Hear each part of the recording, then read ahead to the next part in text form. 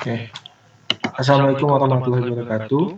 Saya Muhammad Fahri Dwi Riza, NIM 63. Di sini akan menjelaskan tentang ujian tengah semester saya, yaitu pembangkitan sinyal suara untuk mata kuliah praktikum pengolahan sinyal digital.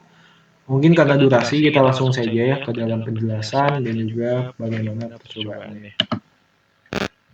Oke. Yang pertama di sini penjelasan dulu tentang sinyal audio atau gelombang suara.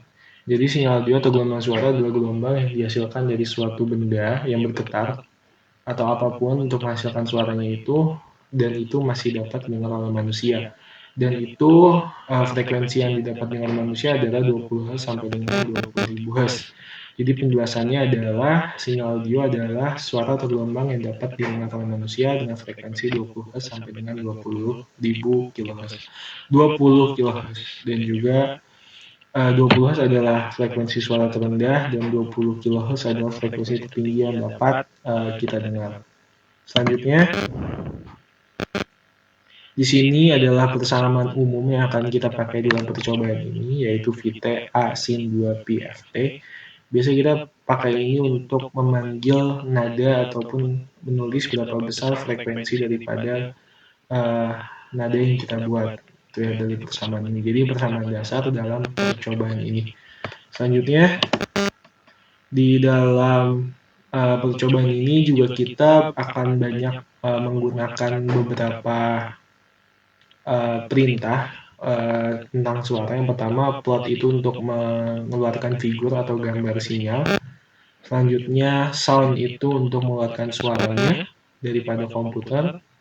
Terus, wave write itu untuk menyimpan file nadanya ke dalam hard disk dengan format WAV.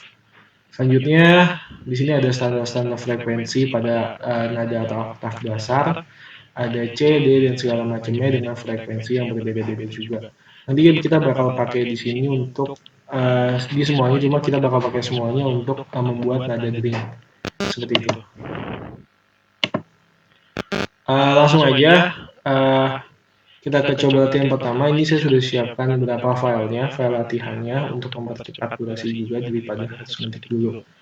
Oke, saya jelasin dulu mungkin beberapa perintah-perintah yang ada di sini. Yang pertama FS itu frekuensi sampling, itu 8000 Hz, itu default atau standarnya. Selanjutnya tiap nada itu 1 detik itu T-nya, waktunya. Terus ini adalah persamaan daripada nada A. Selanjutnya subplot atau plot di sini adalah untuk menggambarkan sinyalnya, untuk mengeluarkan figurnya, seperti sudah jelasin tadi.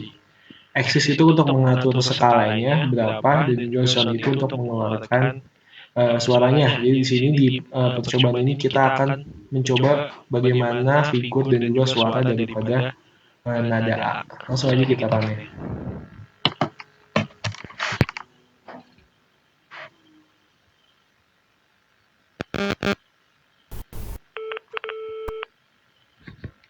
Ya, seperti itu tadi ada rada delay atau rada nggak enak, itu karena laptopnya sebenarnya, bukan salah suaranya. Dan juga ini kita bisa lihat bagaimana figur daripada nada A, yaitu 5 cos 24 T. Lanjut, selanjutnya untuk di percobaan ini juga kita akan menambahkan offset DC ke dalam codingan atau perintahnya. Saya sudah copy, tinggal dipaste aja. Kita bisa lihat di sini perbedaannya adanya tulisan pause V1 5 plus V itu adalah pengaturan bila kita tambahkan komponen sini. Sebenarnya sama aja, plot, axis, sound, dan segala macam. Sekarang kita lihat figurnya dan bagaimana suaranya.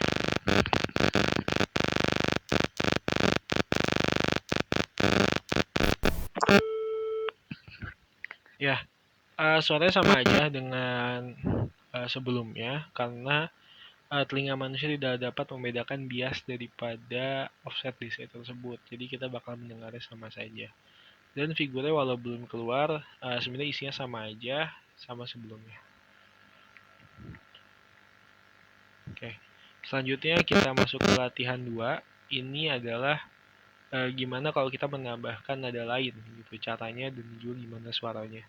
Kalau untuk caranya itu gampang banget, sama aja dengan sebelumnya, pengaturannya sama aja, cuma bedanya kita tambahkan V2 atau inputan nada yang lain. Di sini bisa kita lihat nada yang berbeda, ada V dan V2, ada nada A dan juga ditambahkan nada lainnya. Langsung aja kita dengerin dan juga kita lihat bagaimana figurnya.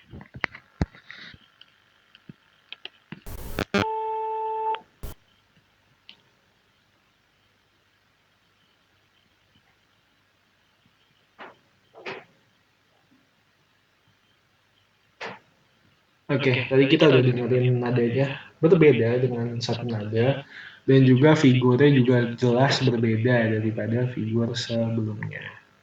Kita lihat ada yang tinggi, bukit yang tinggi dan juga ada yang rendah. Karena ada dua nada di sini. Oke. Selanjutnya kita masuk ke percobaan yang ketiga adalah bagaimana jika frekuensinya tinggi atau besar. Jadi apa yang berbeda dan juga apakah suara benar-benar besar atau bagaimana figurnya.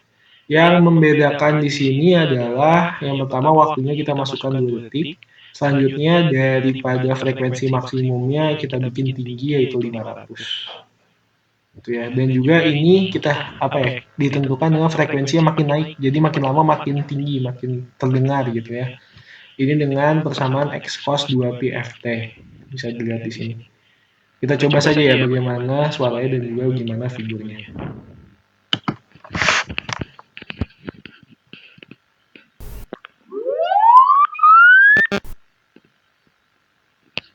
Oke, tadi kita sudah dengar suaranya dan juga memang makin tinggi. Kalau kita lihat daripada figurnya, kita bisa lihat awalnya kita renggang frekuensinya, bisa dilihat. Frekuensinya renggang, jauh ya. Akhirnya itu akan rapat. Artinya suaranya pun makin lama makin besar. Makanya kita lihat ada suatu cengkokan gitu ya di suaranya. Ini yang menjelaskan bahwa memang suaranya memang berbeda. Selanjutnya untuk latihan yang keempat, kita di sini akan menjelaskan gimana kalau kita bikin nada dering dengan aplikasi MATLAB gitu ya. Di sini kita sudah lihat bahwa banyak nada-nada yang sudah kita masukkan dan nanti kita bakal keluarkan untuk mengubah nada deringnya. Di sini sesuai modul juga sudah dimasukkan nada C, D dan segala macamnya dan juga lagunya. Ini sebenarnya saya sudah edit sedemikian rupa sebenarnya untuk mencoba mengubahnya. Nanti kita dengarkan lagi gimana nadanya. Dan di sini kita bisa lihat ada C0, B0 ini adalah untuk memanggil nada-nada tersebut. C00 itu untuk spasi, terus B lagi itu nadanya. Nada C, nada 0, nada C, terus 0, nada B, dan segala macam. Kita langsung dengerin aja bagaimana suaranya.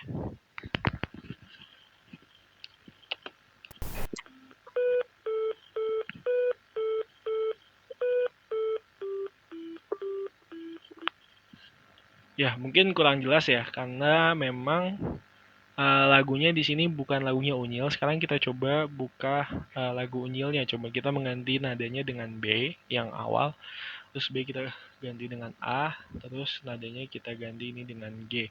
Jadi ini akan menjadi suara atau lagunya Unyil, makanya kita tulisnya Unyil. Kita dengarkan suaranya.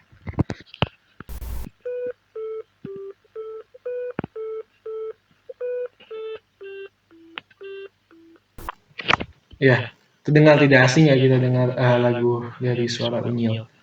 Oke, segitu aja percobaan dari apa yang sudah kita buat percobaan hari ini.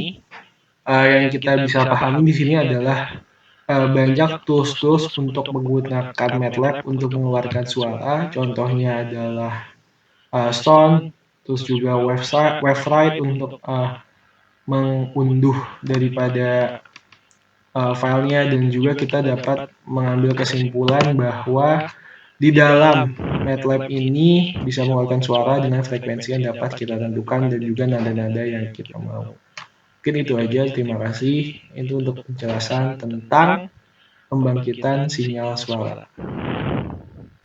Selanjutnya saya akan melanjutkan tugas saya, yaitu menjelaskan tentang fast Fourier transform, di mana contoh soal saya dapat ini daripada modul, dan saya akan mempresentasikan pertanyaan nomor 1, yaitu tentang fenomena Gibbs, di mana dalam soal di sini sudah ditulis bahwa tugasnya adalah membangkitkan sebuah sinyal dengan cara berikut, sudah ditulis.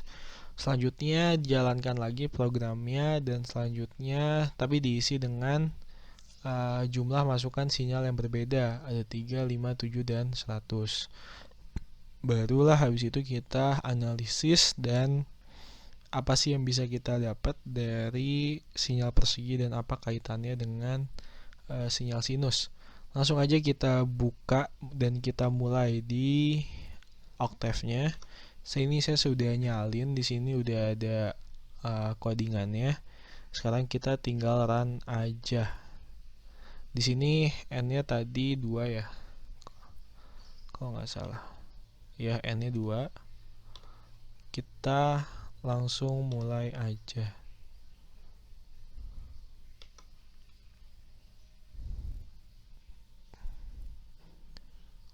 Oke, kita bisa lihat di sini ada bentuk sinyal seperti biasa, di mana di atasnya atau ya hanya ada satu lengkungan saja yang di atas.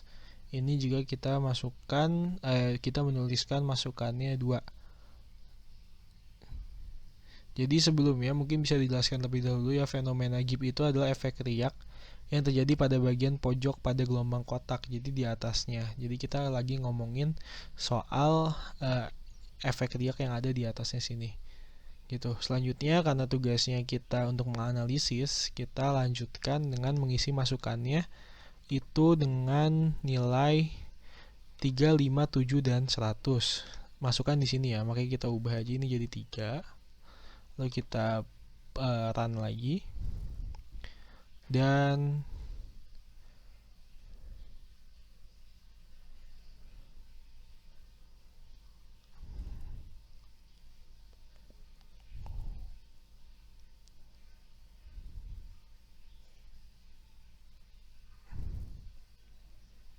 hasilnya adalah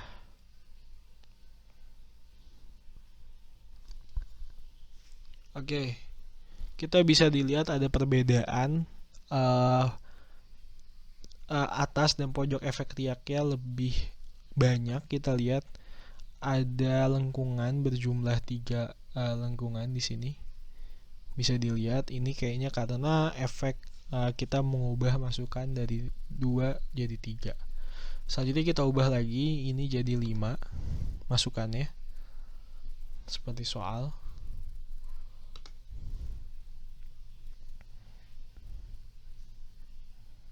Oke, kita bisa lihat lagi ada perbedaan lagi. Di sini sekarang kita melihat bahwa makin padat di atasnya, bukit dan lembah efek riak yang di atas makin dekat. Kita lihat ya, ada 5 lengkungan di sini. Jadi dari 2, 3, dan 5 kita melihat banyak perbedaan, tapi intinya adalah soal efek riak yang terjadi pada bagian pojoknya itu lebih dekat atau menambah jumlah gelombang. Selanjutnya kita coba di 7 seperti arahan daripada soal.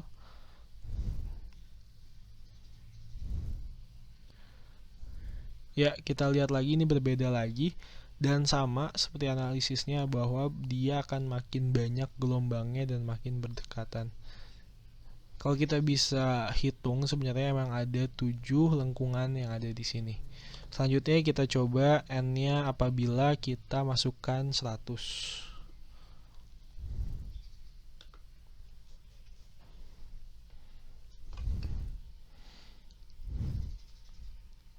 Nah, ini jelas perbedaan yang jauh ya. Ternyata pada akhirnya gelombangnya akan menjadi gelombang yang kotak gitu, tidak ada lengkungannya.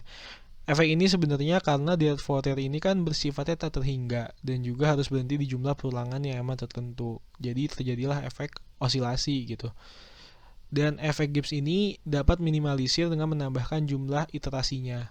Dalam hal ini, ketika kita masukkan nilai 1, 10, dan 100, terlihat efek riak yang di atasnya ini emang dia makin lama makin padat dan makin menipis, sampai akhirnya kita melihatnya bahwa seperti garis lurus. Padahal mungkin kalau emang di zoom dalamnya segala macamnya, mungkin emang banyak gelombang, tapi karena terlalu banyak, jadi kita melihat ini sebagai suatu garis.